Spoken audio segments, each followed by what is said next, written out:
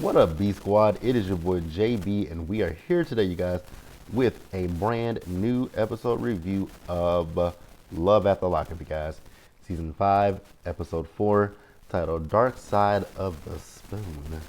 Very interesting title for this episode, you guys. But before we go ahead and get into this episode, you guys, if you guys are watching this video or any other video on the channel and you guys aren't subscribed yet, then I'm gonna need you guys to do me a solid favor, you guys, and stop taking me out on this date and having me pay for it at the end of it.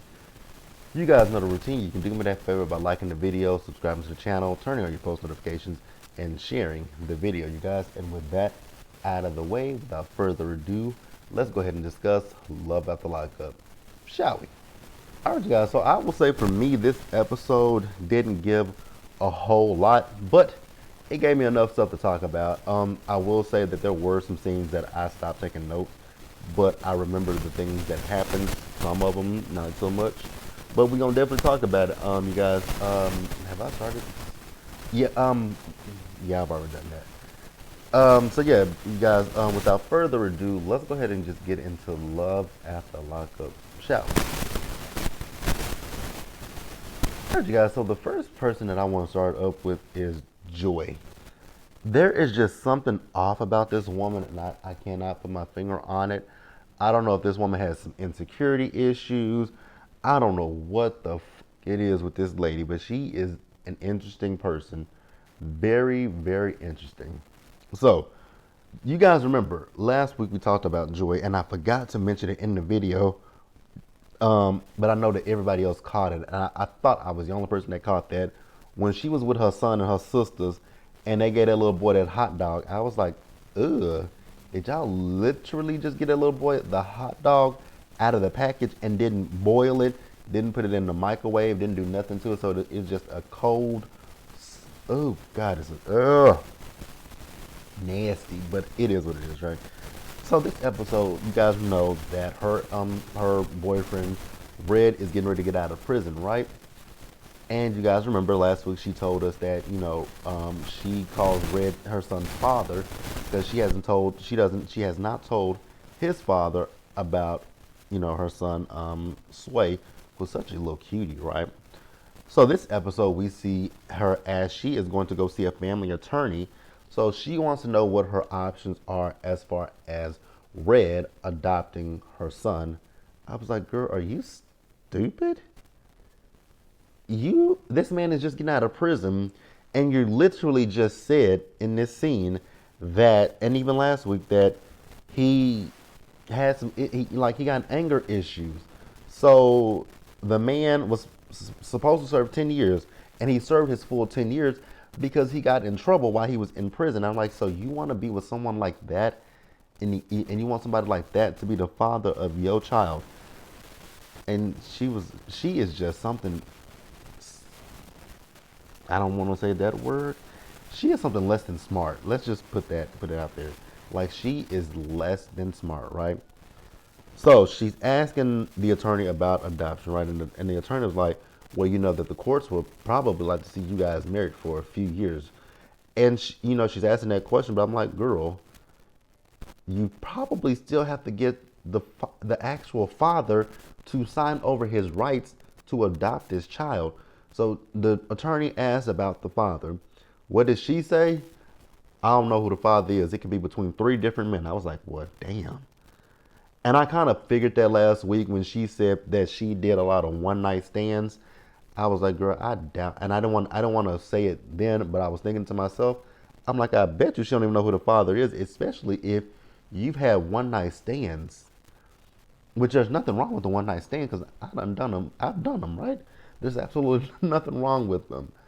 But the issue is I wouldn't have a one night stand back to, like, that means that you had them at least in the same week. That means you slept with the same, like, if it's between 3 different men, I ain't judging you by no means, sis, but that means that it was very close, at least the same week or something like that. What the hell is going on with my, no, Jesus, my TV, you guys? It turns itself off when it wants to. It freezes and then it turns off and it turns back on.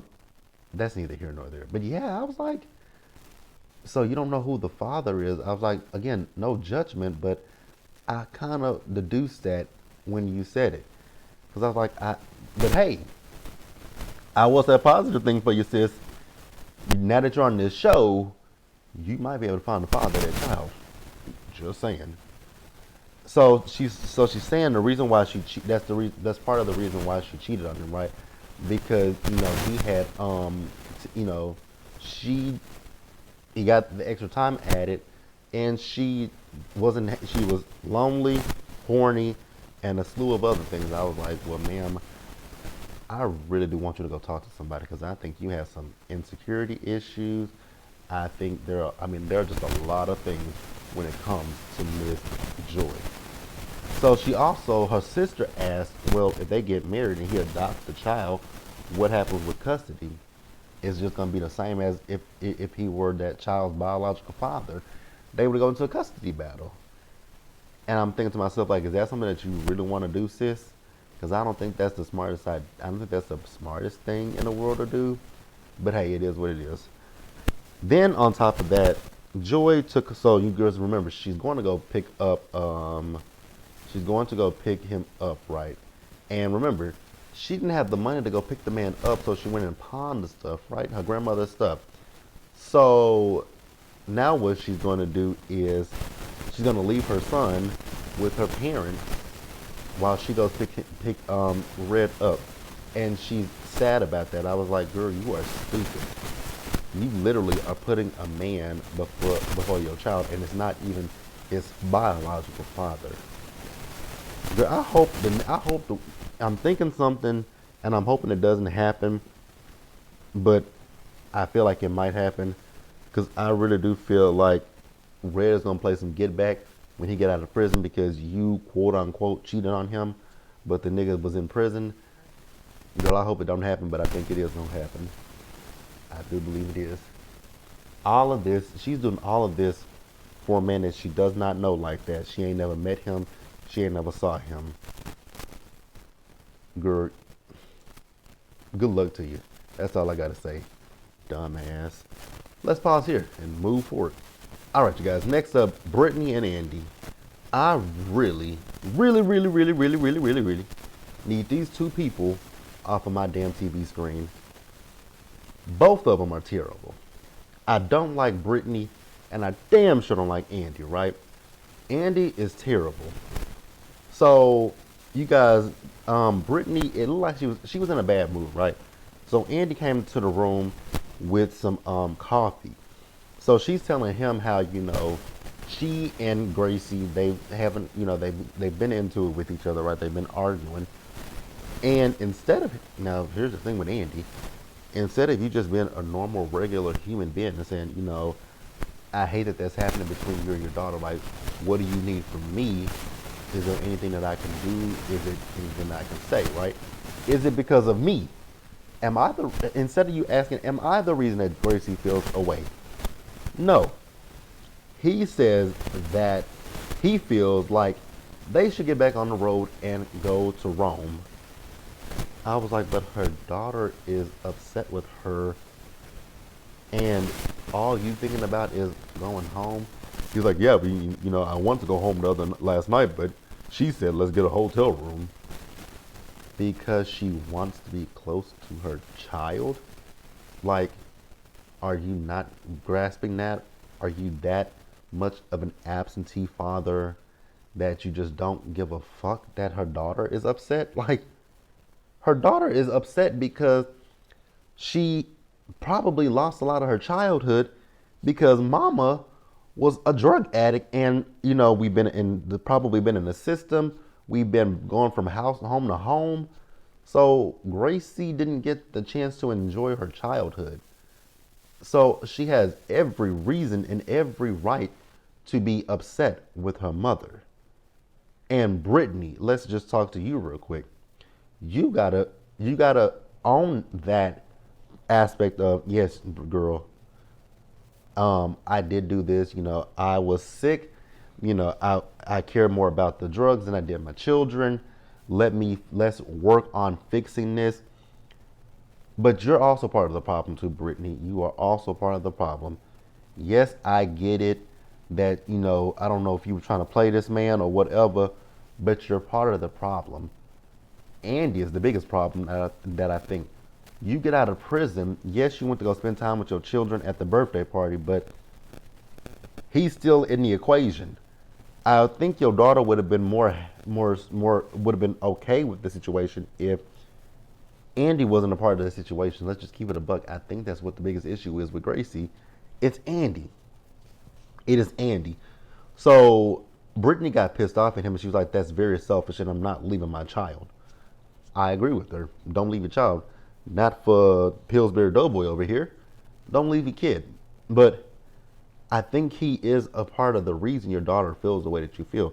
I think when you got out of prison, I think Gracie kind of just wanted it to be you and her and your other children, and not have to share you with the likes of the Pillsbury Doughboy and his son Barry.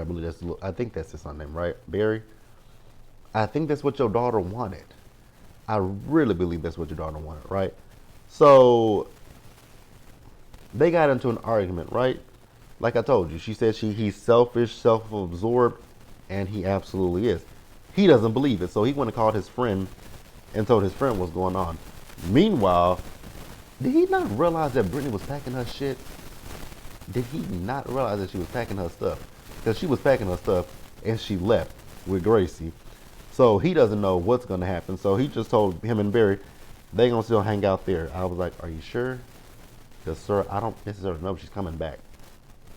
I would be surprised and remiss if she didn't block your phone number. But, and he's talking about she got the $500.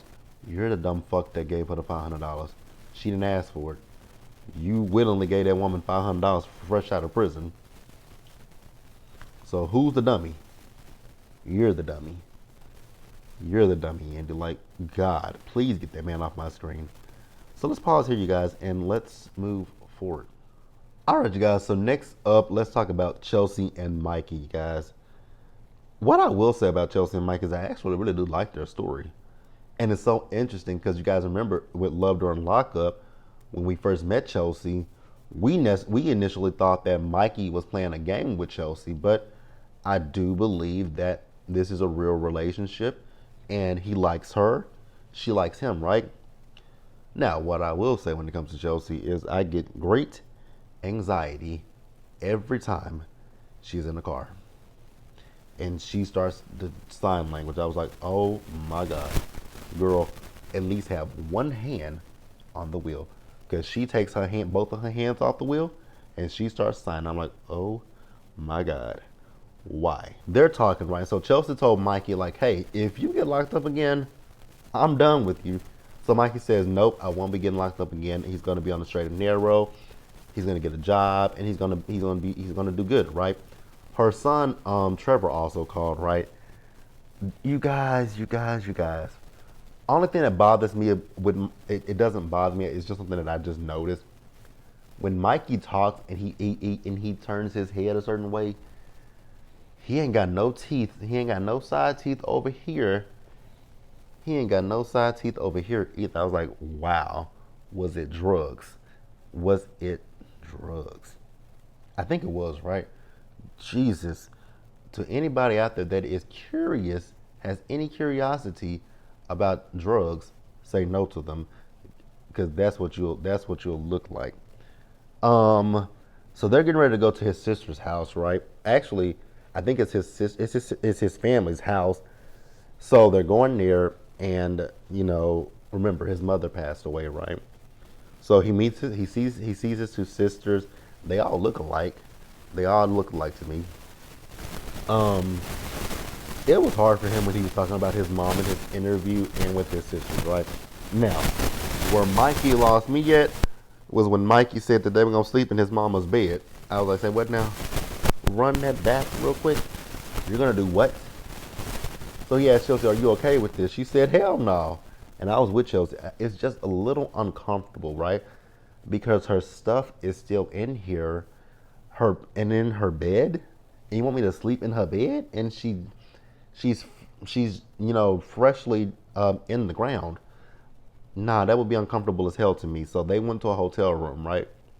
Like I did not blame Chelsea. I just thought that that would be. Also, on top of that, that bed was extremely small, and Mikey's a big boy, so I was like, "How y'all gonna fit in this bed?" But yeah, they said no, and they went to the hotel room. I remember when my grandmother passed away. Um, it took me a while before I even went to my grandmother's house. It took me a long, long, long time before I was able to go into my grandmother's house and even just sit there and just be in the house without her there. Even when my mom died, I didn't sleep in her bed. I slept in my bed the first night. I slept in my bed, and then I believe maybe it took about 2 weeks, 2 or 3 weeks. No, no, no. It took about a week or two before I could sleep in her bed, because I stayed home because I was off work when my mom passed away, because I used up all my PTO and my PTO, sick time, and bereavement time. Right, I used that all up, and I was off work for a whole entire month, and it took me about a good 2 weeks before I believe I slept in her bed. But yeah, because her bed was more comfortable than my bed was at the time. So, because actually the funny thing was, I had been talking about getting me a new bed before she passed away, and I was like, oh well, because her bed was so much comfortable than mine. My bed, I had had it for a few years, and it had about I didn't even had it. I didn't even had 8 years. I had that bed about 5 or 6 years, and that thing just sunk. I was like, oh, you could feel the springs and everything. So we were like, yeah, it's time for you to get a new bed. But that's neither here nor there. So I didn't blame them. Now when they went to the hotel, Mikey, Mikey is planning their night. He ready to get it popping. I was like, ooh, that ain't gonna be good because Chelsea ain't ready to have sex with you, old Mikey boy. Chelsea ain't ready for that, and I honestly don't blame Chelsea. Is the only person that I think we've ever saw in Love After Lockup history that has not been ready to just get it on and popping with a boyfriend, and I like that. I think Chelsea is the only one that we've ever saw like that. Let's pause here, you guys, and let's move on to the next couple. All right, you guys. Next up is Sheree and Anthony, you guys. So I don't mean this to be shady or no shit like that, because it's just I have been looking at Sheree's mouth for quite some since we met her. Right, her mouth, it's very oddly, it's weird, because it's like her mouth is kind of small, but she got big ass teeth. And again, there's no shade, right? I was just looking at her. I was like, who does she look like? Then it came to me last night when I was watching the episode. I was like, her mouth resembles the Gross sisters from the Proud family. And again, that is no shade to your girlfriend. That's just what I the Gross sisters. So Sheree is finally, getting Anthony out from prison. And I was like, wait a minute. When is the last time we saw Sheree on this season? Because I was thinking about it. We're on episode 4. Was it episode 2 that Sheree went to go pick up Anthony, and we ain't been back to Sheree since? But yeah, she picked him up, baby. As soon as Anthony got out that car, they were just lip locked with each other. I was like, oh wow, oh wow. Wasn't something that I necessarily wanted to see, but okay. So he came home in the clothes that he had in the prison, right? And she asked what happened to the clothes that she sent. They never made it to him, right? So she had some other clothes in there for him, and he changed those clothes and left the prison shoes on the ground and the prison pants and the shirt. I was like, oh, so we just loitering. I mean, not loitering, but littering. We're littering. I was like, oh, okay. I guess if that's what y'all want to do, that's. I mean, he just got out of prison. But okay, I get it. You want to get rid of them disgusting clothes, and that's not a problem for me. So what happened after that, you guys? So Sheree has this itinerary that she wants them to do, and I was like, girl, just like how Anthony said, he likes to go with the flow. I was thinking that I was like, why not just go with the flow of things? It's okay to say we need to be to the hotel by this time, right? But ask him, what do you want to do, right? Do you want to go get something to eat? Because she brought him some food that his mom cooked. He said, I don't want that shit. I want some real food. I was like, but that is real food. Then we saw them as they went to Popeyes, and they got them chicken sandwiches. There are so many, like, there's a bug in here. So what I will say is, they got them chicken sandwiches from Popeyes, right? I can tell you guys right here, right now, I have never ate one of those Popeyes chicken sandwiches, you guys. I have never ate one. Are they good? Like, let me know. If you guys have had one of those chicken sandwiches, please tell me. Are they worth the hype? Because I remember when they came out and oh God, like there's a Popeyes right by my apartment. It's not, it's maybe like 10 minutes from my apartment. And every time that I would drive through there, any time of the day, that line would be wrapped around the building into the street, right? Just for those sandwiches. There are quite a few Popeyes in my area, and every one of them would be packed for those stupid ass sandwiches. And I'm like, are they that good? Like, please let me know, you guys. I know that the hype has died down for those sandwiches, so I may check them out now that they've died down. But I haven't yet, so I don't know when that'll ever happen. But yeah, guys, please let me know about that. So we find out that Mikey wants to not Mikey. Why did I say Mikey? Anthony. Anthony wants to go to culinary school and he wants to open up a food truck. I was like, oh, that's commendable. I like that, right? So she took him to get a haircut, and when he got his haircut, he told the guy that that's gonna be the only time that he comes in that area just to get a haircut. And the guy was like, "Yeah, everybody else is just the same way." So I'm assuming that might not be the best neighborhood, because I think he said he did get arrested not too far from there, right? Also, you guys, I want to double back to Mikey real quick. Mikey said he got arrested by at the house. I was like, wow. Y'all just be doing a lot. Y'all be wilding out. Y'all be wilding out, right? But yeah, with Sheree and Anthony, I do like them. I just want Sheree to just dial it down just a little bit, because she's just a little bit much, right? But you guys, let's pause here and wrap up this episode, shall we? You guys, Melissa and Louie. What the you guys? Melissa and Louis, so you guys remember, they wanted to go to the hotel so they could have sex for the first time. Melissa, I'm sorry, but what is it about Mikey that is so attractive to you? Mikey is scrawny as hell, number one, and then the fact that he ain't got no side teeth. That would just oh God, that would just turn me off. No shade, no shade, no shade, no shade. If I can't tell that you don't have any side teeth, that's one thing. But if I can look in your mouth and just literally see that you have no side teeth, I'm gonna be wondering, like, what kind of drugs have you been on? Because that's typically, I mean, not always, right? It's not always that people are on drugs, but most times it is, right?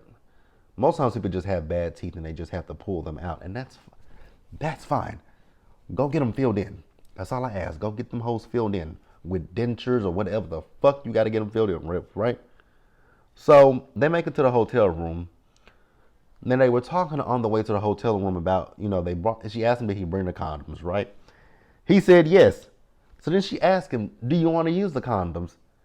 He said, because she's like, do you want to use the condoms, or do you want to, get a real feel for it? I was like, ew, ew, ew, ew. So they went to the hotel room, and the next morning we found out that they had sex, right? She says he lasted 3 minutes. He says he lasted 5 minutes. So she's going to give him the 5 minutes. I was like, okay, we didn't need to know that. We TV. We also didn't need to see them undressing each other. I didn't need to see Louis in his underwear, and I didn't need to see Melissa in hers either. I really could have done without that shit, for real. So, after that, like I said, they gave us the gory details of them having sex with each other. So, they did not use the condoms. Okay. Melissa said, she wanted to feel like, she was losing her virginity to Louis, and because every girl in the school wanted to.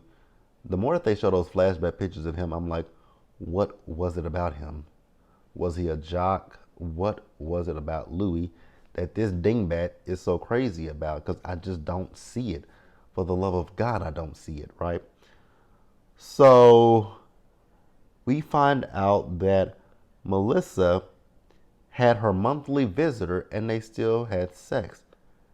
I was like, I know you are fucking lying. That is nasty as hell. So Donna called them to let them know that there was an unmarked car outside of the house, right? But Louis says he's getting ready to go see his PO. So Louis did go see his PO.